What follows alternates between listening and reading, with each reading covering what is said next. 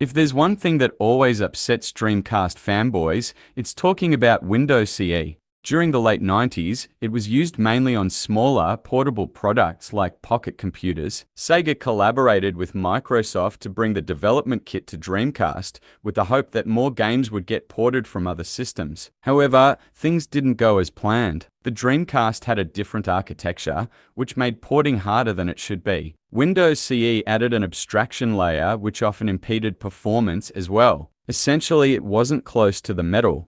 Flycast can emulate just about anything at full speed, but what about these WinCE games? How do they perform on mid-range hardware? In this video, I'll focus on American and European releases only since Japanese games were somewhat obscure in the West. 2D games will be excluded as well, since they won't push the hardware very much. We'll start with Resident Evil 2, which has a variable frame rate. Despite this, it feels a lot smoother than performance would suggest. I never experienced stutters or freezes. Nightmare Creatures was a different matter altogether, often dipping into the low 20s or teens during combat. It also had annoying audio problems as well. Just listen for yourself.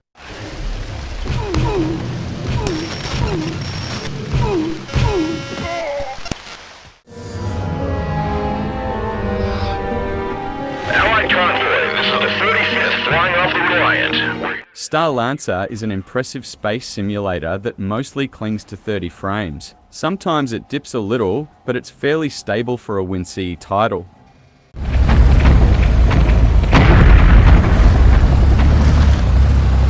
Wild Metal was made by Rockstar of all companies, and while I didn't like it all that much, it does run fairly well on the emulator. I couldn't find any issues.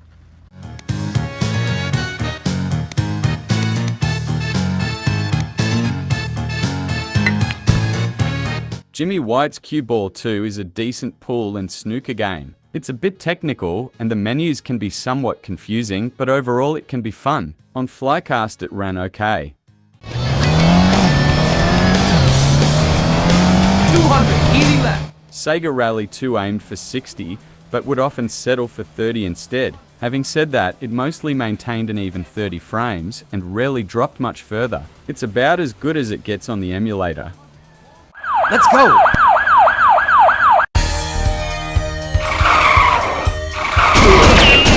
Virtua Cop 2 is perhaps one of the best on-rail shooters of all time, and I'm happy to announce that it runs flawlessly on Flycast. The game doesn't really push the hardware, but it's a classic, so it's great to have as an option.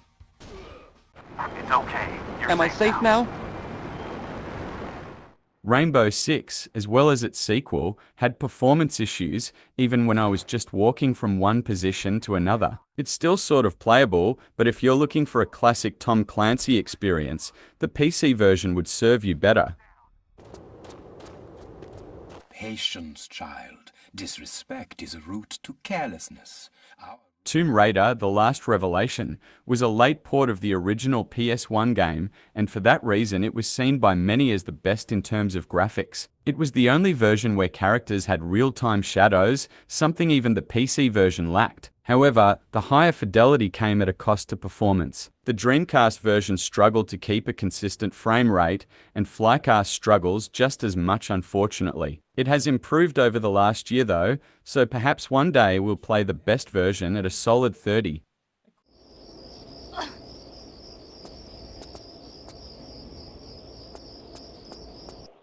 Despite it being a newer game than The Last Revelation, Tomb Raider Chronicles actually performed better on Flycast. When I last played this section, the frame rate hovered around the low 20s. Now it's a solid 30 for most of the time.